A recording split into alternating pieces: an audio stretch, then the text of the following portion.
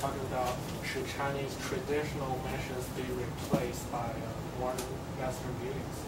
So Henry, as people from a city with most rich cultural resources, you must have seen a lot of this kind of thing. Yeah, I'm from Beijing, yeah. So maybe I hold the opposite opinions to the topic, because I think the traditional Chinese mansions is not just a symbol of the traditional culture, a emotion with the old peoples, but also connection with the history, and also people's intimacy with each other is really good.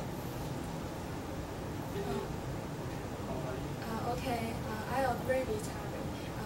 That means I don't think the Chinese mansion should be replaced by the modern Western buildings, because I think the Western city has its style and the Eastern city has its own style to commemorate its history, culture, and I think the Chinese mansions is very beautiful and can help the foreigners and the tourists come and to memorize what's our city, what's our country city is like, and what our style is. But a point I want to add is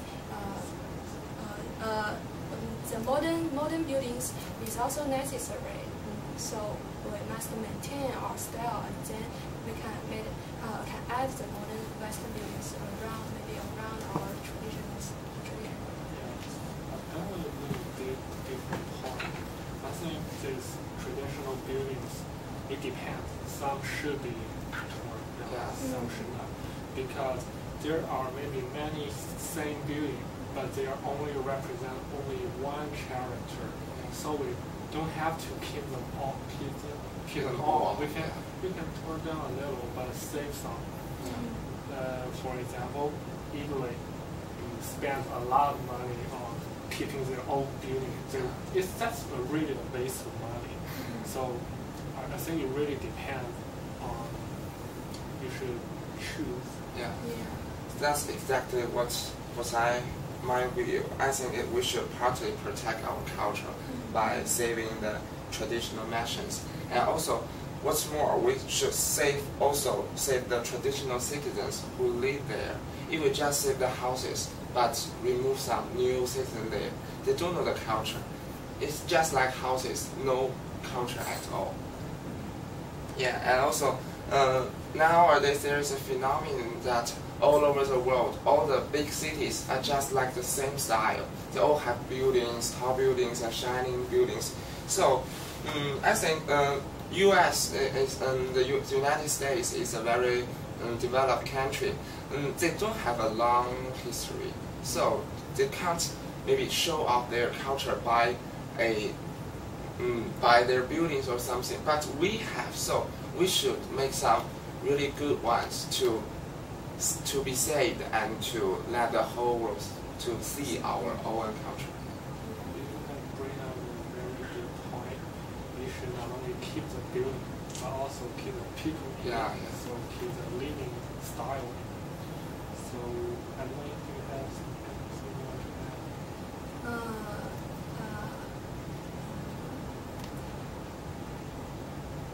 I have another good one, because I have lived in just like Hutong or Siheyuan when I was young. Yeah, so I can feel the good functions of the houses there. You know that the mansions have a very high ceiling, and so in the summer it really feels cool. And you have a little yard by yourself. You can play with your neighbors, and you can grow up with a pile of your own friends. So that kind of emotion you can never be replaced by anyone. Shut the door. Yeah. You know, nowadays even you live really close, you don't know who is your neighbor. Yeah. And nowadays, we have many pressure from our work or from our study. So maybe the traditional style can make us relaxed and to try to interact with our neighbors. I got one last point. We don't have to make modern, vaster building. Chinese style can also be modernized. Yeah. like this Bank of China, Yeah. this famous building, is Yeah. not a Westerner style. It's inspired by Chinese bamboo, Yeah. just modern Chinese style. Yeah. So, So, by the limit of the time, we will come to the Yeah. conclusion. Yeah. Yeah. So I think we should maintain our Chinese traditional styles to memorize our culture, our history and lifestyle, ancient lifestyle, and still we need modern Western buildings. But that doesn't mean we should replace the traditional should be replaced by the modern. We need them both. Yeah.